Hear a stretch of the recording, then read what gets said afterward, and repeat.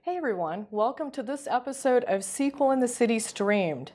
I'm going to talk about Azure Machine Learning Studio 101. So if you're not familiar with machine learning, don't worry, I'll tell you what it really means. And when I think about back at my own career, starting around 97, 98, 98 was the first time I actually got to touch SQL Server and I became a DBA eventually. And I look back at the skills needed back then. Back then we needed to basically understand how to install SQL Server, do restores, security, that type of thing. And around 2005, 2008 time period, data warehouses became in fashion and ETL skills, reporting skills, all of a sudden those were the hot skills that people were looking for. And in today's world, I've noticed that taking advantage of machine learning and being able to predict, not just analyze, is becoming more important. So that's what my session is about today. I'm Kathi Kellenberger. I'm the editor of Simple Talk. I'm an MVP, and you can also check out my website, auntkathysql.com, or find me on Twitter, AuntKathi. So what in the world is machine learning? What does that actually mean? It's not these machines coming to life. There's actual algorithms. It's all data science behind the scenes. It's computers finding patterns in data, something that would be very difficult for us to do just by looking at that data. And we can use those patterns to make predictions. For example, I was out in Arizona for 2 weeks once, and I was working for a customer, and my roommate from college lives there, and we had a lot of fun. And then I got a call from my credit card company saying, "Are you in Las Vegas? Are you in Las Vegas?" "No, I am not." Well, somehow my credit card numbers were. So how did that credit card company figure that out? It was because they have algorithms behind the scenes analyzing all of these credit card transactions to try to figure out if there is some kind of fraud. Machine learning is being used in autonomous vehicles to predict health outcomes. Is a patient going to be coming back to the hospital a little too soon, or are they going to have a stroke or become septic? Have you watched Netflix? Because every time I go out on Netflix, it has a bunch of new movies or series that it thinks I will like. How in the world does it know that? Is it reading my mind? No. There are data science, machine learning algorithms behind the scenes making those recommendations.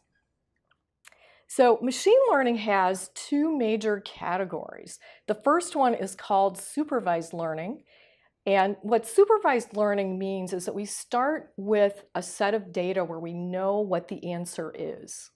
And we use that data, we use part of it to train our model or our algorithms, and then we come up with, we can then test the other part of the data set to see if our algorithm is correct, or see if we have to go in and do some tuning.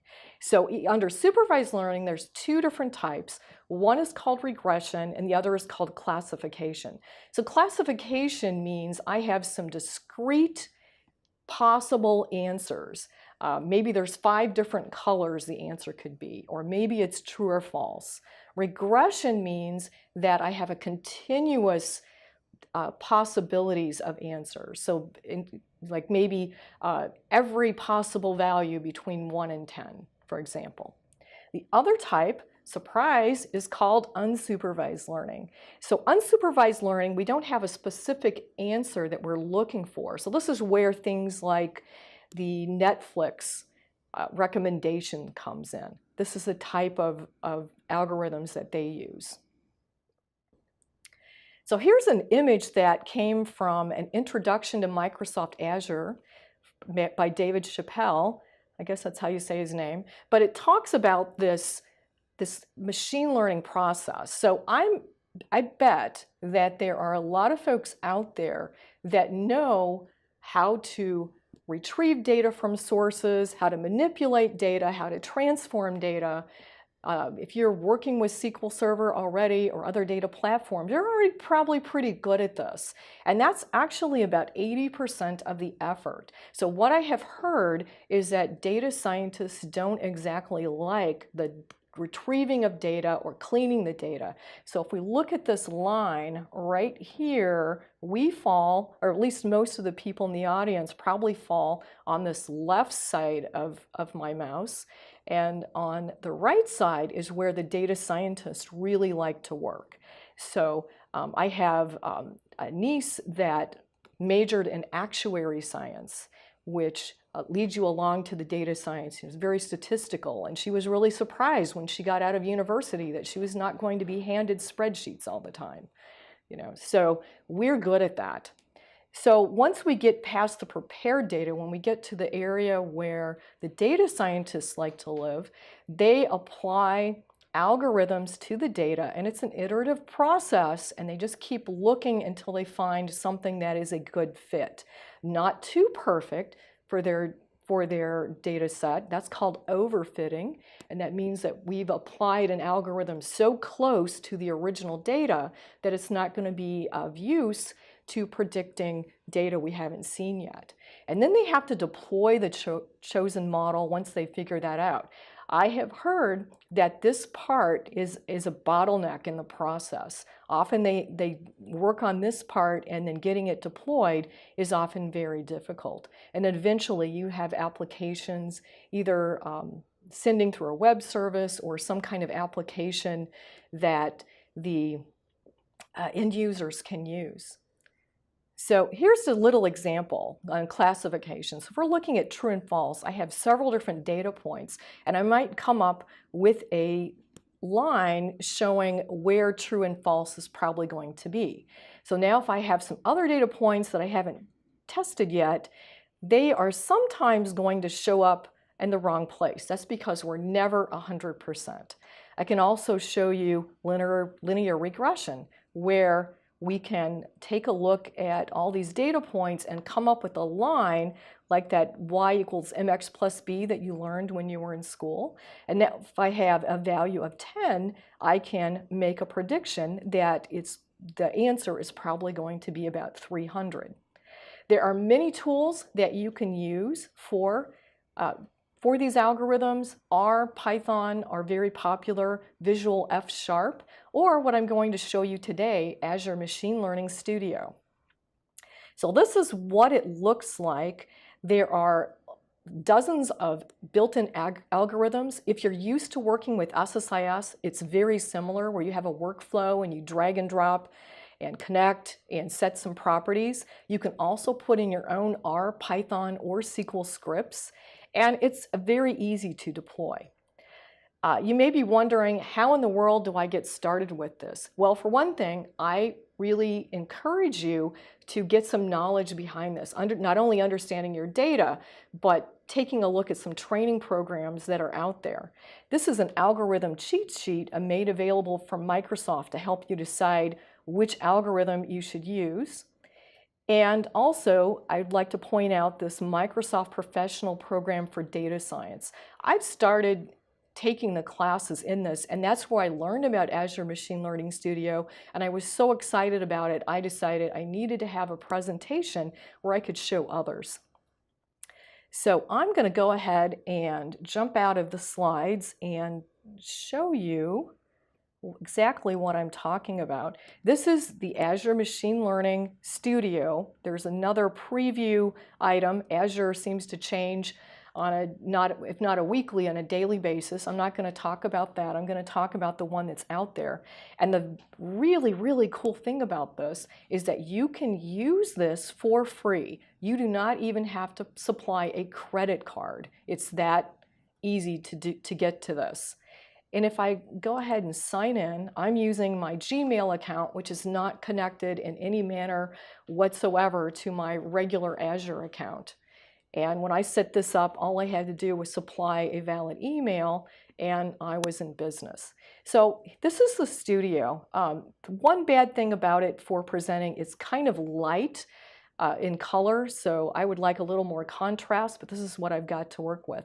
All of the different areas are over here on the left, and I'm going to show you what each one does. First of all, under settings, I'm going to show you what's really important is this piece right here where you're limited in the amount of gigabytes that you're storing.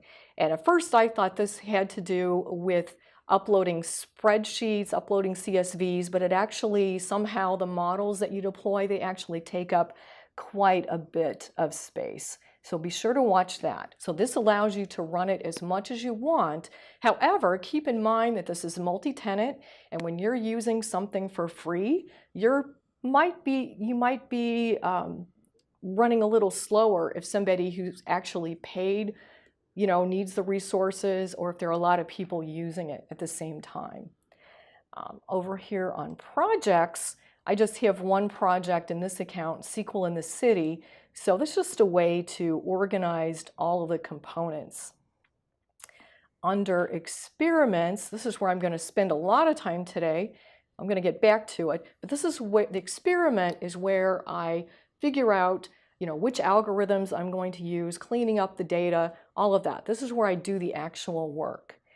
There's also data sets. You can upload data sets, or you can take advantage of learning by the data sets that are in place. So I'm going to have, if I have time, I'll talk about this Titanic one, may not, but I have another one that I'm going to use from the samples.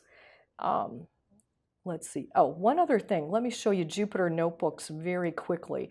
A lot of data scientists use Jupyter Notebooks, not even in Azure. They just use them on their own. This is not something that Microsoft came up with.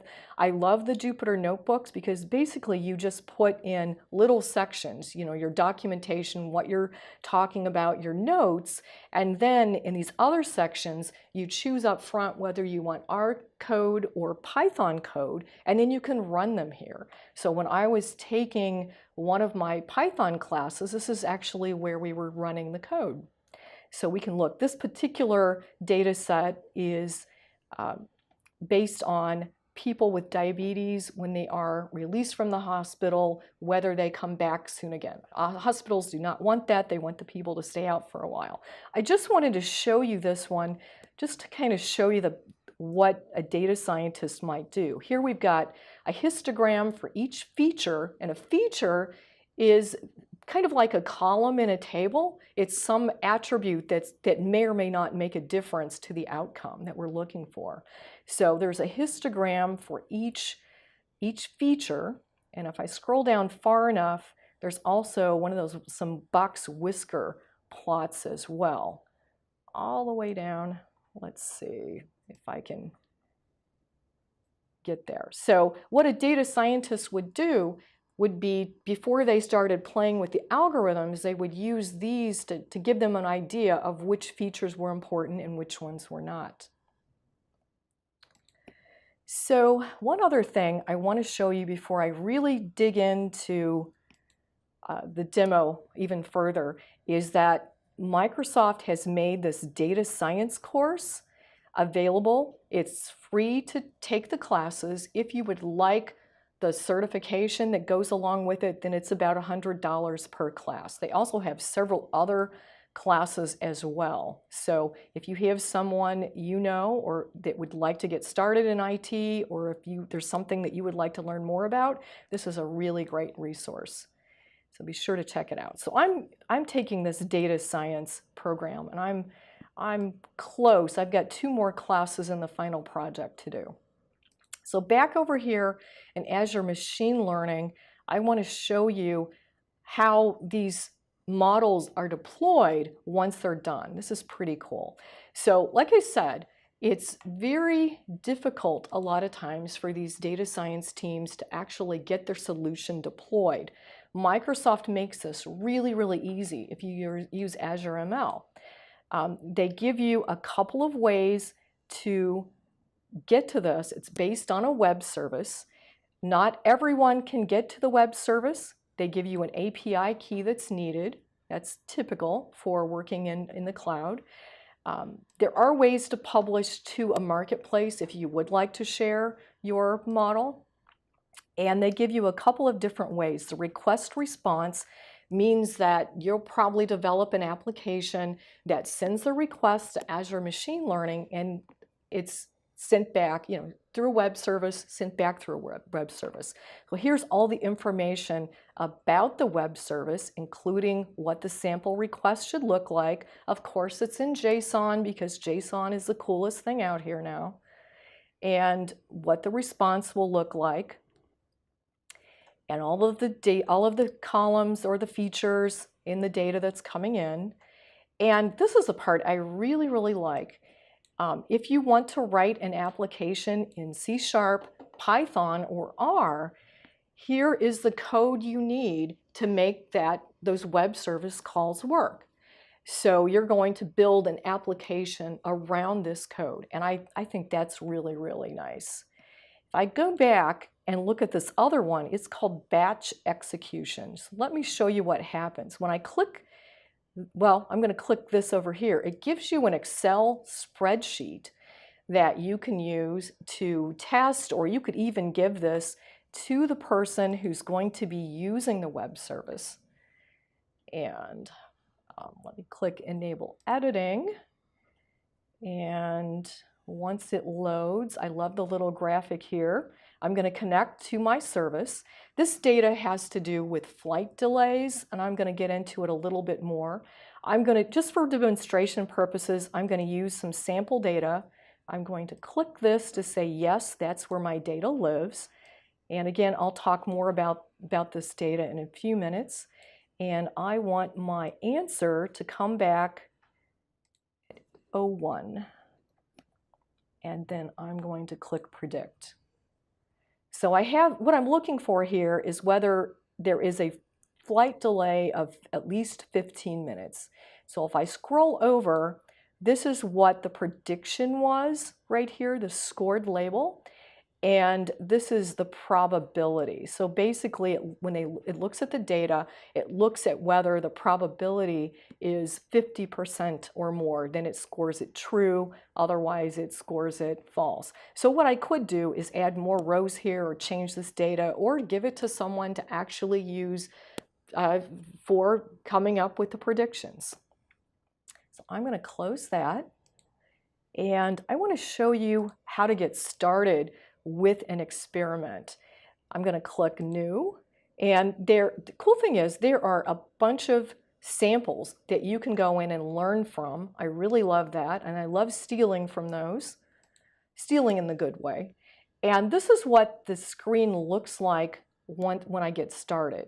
So these little outlines, that's just before you put anything in. But what I'm going to do is go over to the, let me go ahead and grab this Titanic survival data set, and I can right click and visualize that data, and it tells me all of the different pieces, all the different features, I should say, and how, like if I look at age and I scroll down, I can see all the unique values. I can scroll down and see a histogram. I could compare it to another feature. So that's how each step of the way we can take a look at that data. So what I'm going to do, just to show you how to work with this, is I'm going to select columns in a data set. So here's what we do. We just pull these things over. One thing that kind of disturbs me is I can't give a name to any of these. I can click it. I guess I've got to have it set first. I can click it, and I can put in a description, but I can't give it a different name. So that's one of the odd things about this that I came up with. So then I have to set the properties. I'll come over here and I'll say, well, you know what? I don't really need the person's name, so I'm going to select all of these other properties except for that one. And then I'm going to run it. And I am not going to run a lot today just because it's going to be unpredictable how fast it will run. But I did that one. And then I can take a look at the data set again, and you'll see that the names are gone. So it's very, very useful. There's all kinds of things in here that are built in that you can use. However, It depends on your skill set in some ways, or it depends on what's available do what you need to do, because it may or may not. So I'm going to show you a couple of different, let's see, here's how I might join two data sets, for example. And again, we're still looking in the cleanup part of this. I'm going to scroll up and notice that I have that flight data that we were playing with a little bit ago. Get that out of the way. And here's that data, and it has airport codes, which are numbers. I'm not quite sure how they came up with these, but these airport codes are numbers. Well, what airports are they? There's another data set that has the airport codes to city, state, and name.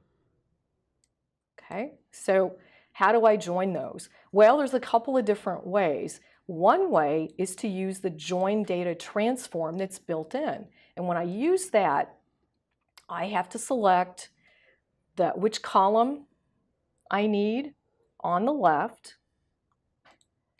and which column I need on the right. And I have to say, what type of join, whether we need a match case, etc. So there's not a lot. It's very, very easy. The problem is that once I do that, like in this case, I'm going to have to join in twice, right? Once for the destination and once for the arrival airport.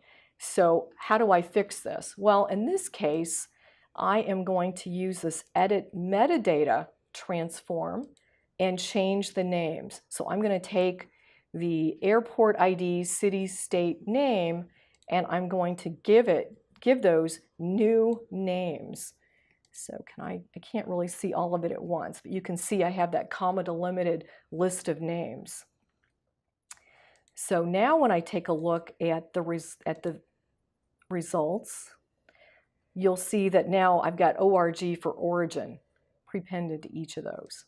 So I still have the destination, so I've got to pull that in again and do the same thing.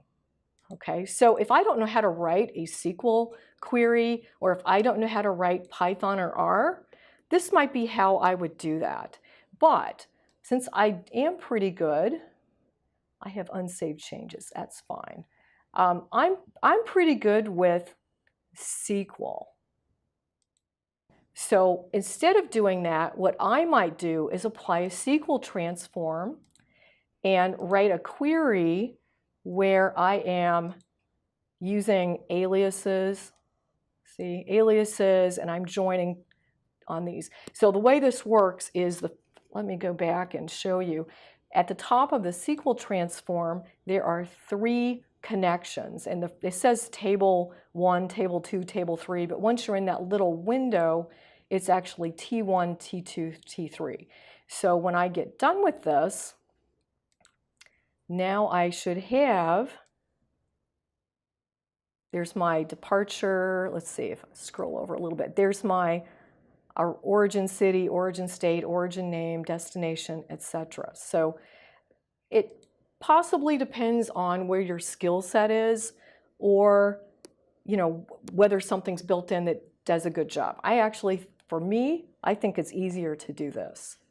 So let's take a look at a model that I've completed. So some of the things that, I'm going to close both of these here. This is that same flight delay data.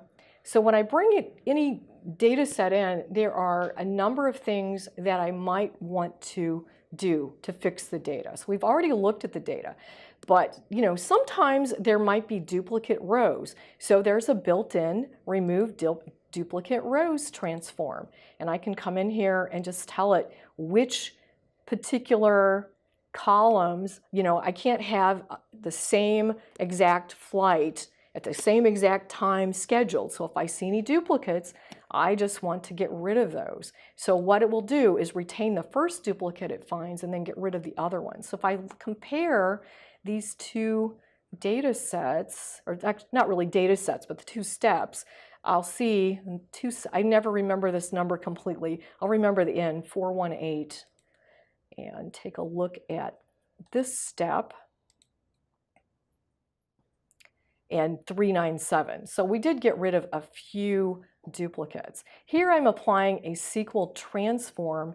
I have been looking and I didn't find an easy way with the built-in transforms to just get rid of some rows. Maybe I'm just missing something, but you could do this with Python, R. So basically, I decided to get rid of the rows where the flight was canceled. I didn't really want canceled flights to figure into my data because they can't be late, they can't be on time, because they just didn't happen, right? So I got rid of those. And in this particular one, what I did was say, let's get rid of some of the columns that I don't need. And I'll explain. What I did was, these are the columns I want to continue on through the data flow here, but these three I don't want. Departure delay, arrival delay, and canceled. Canceled, we don't care about that. But let's take a look at this again, and you'll see what I'm talking about. You could actually make two types of predictions with this data. You could either predict the number of minutes that the flight was delayed, or then that would be a regression, or you could choose, you could come up with whether or not the flight was at least 15 minutes delayed. Okay, so that's a classification, true or false. So since I'm wanting, in this particular case, I'm wanting to do the classification, the true or false, I need to get rid of this arrival delay column, because obviously all I would have to do is a simple math to find that out. So we'll get rid of that. And if once in the future, when I have my real data, I'm not going to know the delay ahead of time, right? So that's what I'm doing there. The other thing that's interesting is that I have, again, in this case, I've got these origin and destination airport IDs and their numbers. Airport 1000 is not twice as good as airport 500. These are really, we don't really need them to be numbers, but we need them to be categories. So what I've done here is taken those two columns, or two features, I want to say columns, and made them categorical. So under the covers, what Azure Machine Learning is doing is making a feature for each airport code in the destination and for each airport code in the arrival, and then making that a true or false. Okay, so we don't want Azure Machine Learning to take those numbers like numbers, but we're going to make a category for each one. That's happening under the covers. And then finally, another thing that you might want to do from time to time is normalize data. So what does that mean? I might have, let's say I had a data set with all the blood types, and let's say we made A positive 1 and A negative 2, etc. Well, we won't really want to do that. Maybe we just want to have a range from 0 to 1, or maybe we're looking at ages, or something where we don't want this gigantic set of numbers. So what we're going to do is take the scheduled, that's what these are, the scheduled departure time and the scheduled arrival time, and instead of having 0 to 23:59, let's look at that. Let's take a look at that before I get to it. If I look at the scheduled, so we've got these numbers, 8:37 in the morning, 17:05, which would be 5:05. So instead of those numbers, I just want a number that is a fraction, basically, of a 24-hour day. So what I've done is selected those and just said I want min and max. If it's just some different types of data, you might be interested in a z-score, or the number of standard deviation away from the mean. I've just used those two, min and max and the z-score. So we'll go ahead and do that, and let's take a look at what the data looks like now in those columns. And so if I scroll over, now instead of being like, 1200 for noon, now we've got, it would be 0.5 for noon, etc. All right, so that's the cleanup part. We're done with the cleanup, and now is what's fun for the data scientist out there. And the first thing you do when you're doing this type of, the classification or the regression is you split your known data. And I split it into 0.8 and 0.2. So basically, the data flow going to the left is 0.8 of 80% of the data, and the data flow going to the right is 20% of the data. So what we're going to do then is train the model on that 80% and then score the model. How well did we do on the 20%? So this one actually has two different algorithms that I'm testing. A two-class logistic regression and a two-class boosted decision tree. I'm not going to really go into what these all mean. I know just from remembering taking the class, the two-class boosted decision tree basically breaks the data up into pieces and looks at it every different way. So you can also tweak settings. So someone said, I'd like to spend time on machine learning, but need to justify to my boss. Any ideas? You may not become a data scientist, but you can use some of this information in your day-to-day job. You have data all over the place. You could maybe start making predictions on things like, will a drive space run out? Just on the spot, I can't really think of some more examples, but I know other people that have started learning this and they're just so excited, I can start using this now, even if I'm not an expert in this area.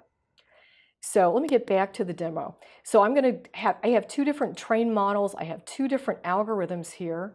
And when I look at the scored model, I can see what the answers are from using that particular algorithm, my scored labels. If I scroll down, eventually I'll see a few places where my algorithm didn't come up with the right answer.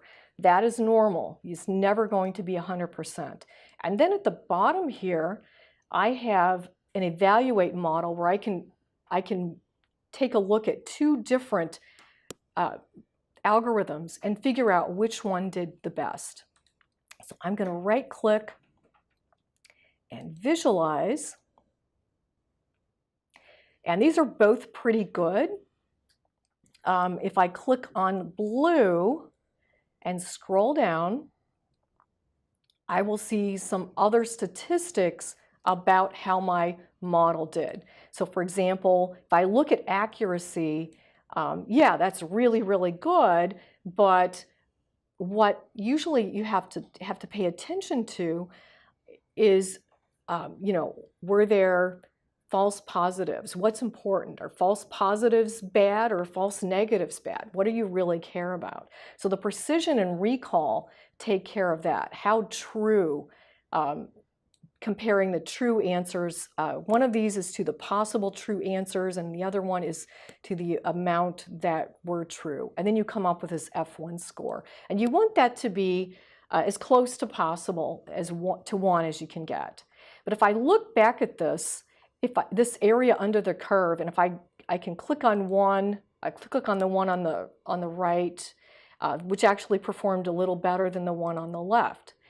And if for some reason my line ended up at exactly 50%, that would tell me that I have been no better than chance.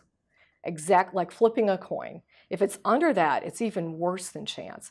However, if it completely filled up this 100%, that would tell me that I've overfitted to that sample data. So I have to be careful there. So what a data scientist would do is compare, maybe 10 or so different models until they come up with the one that they really like. So let me go back over to my experiments and let's take a look at this one. So this one here is actually, I've removed the model that wasn't as good. And you'll always see this pattern like this. This is the pattern that you'll see over and over, except once you move things over to the right or to the left, some of these lines are kind of messy, but that's the pattern you'll see over and over. When you are ready to deploy, this is what I think is pretty fun. I'm going to make this a bit smaller and kind of so you can see more of what's going on. I'm going to set up the web service, and it's pretty cool. Okay, I don't care about that right now. You never know what Azure is going to do. So what it did was remove the pieces that it didn't need, which was, let me zoom back in, which was, well, let's see.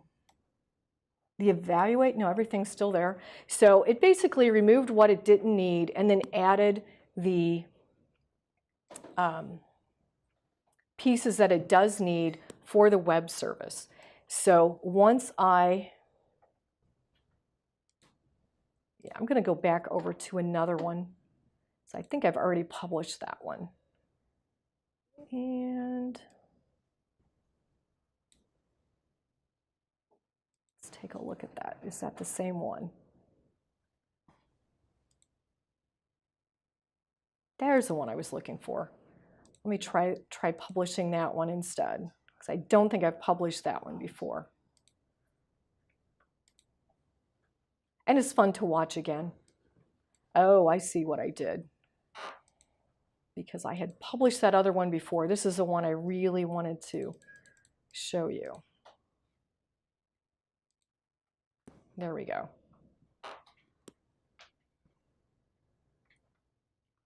And I think that's really fun to watch, how it's moving things around, setting up what it needs. And then the next step is to deploy the web service. And it makes me run it first, which may or may not go quickly. I can switch to another part of the demo if that takes too long. But again, what this will do then is set up that web service that you can connect to with Excel. That was actually pretty quick. Looks like it's, or is it still, it's still going. So that allows me to set up the web service, which I can wrap an application around the calls to, or I can actually then use the spreadsheet.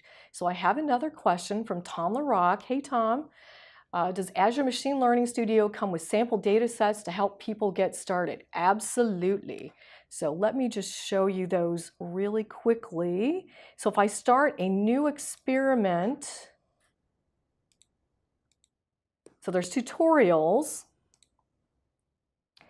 and if I go to the data sets, here's one that I uploaded, and there are a bunch of other ones that you can use. So lots of different topics, and there's tutorials.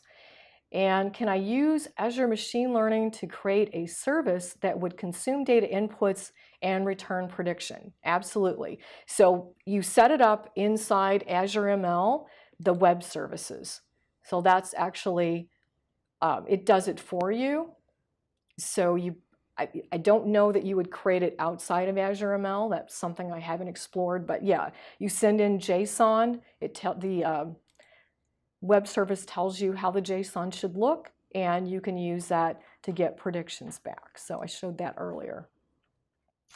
Okay, so I'm going to go back to the experiment, and I'm going to, let's see, that was number 3 here. And I'm going to go ahead and deploy the web service.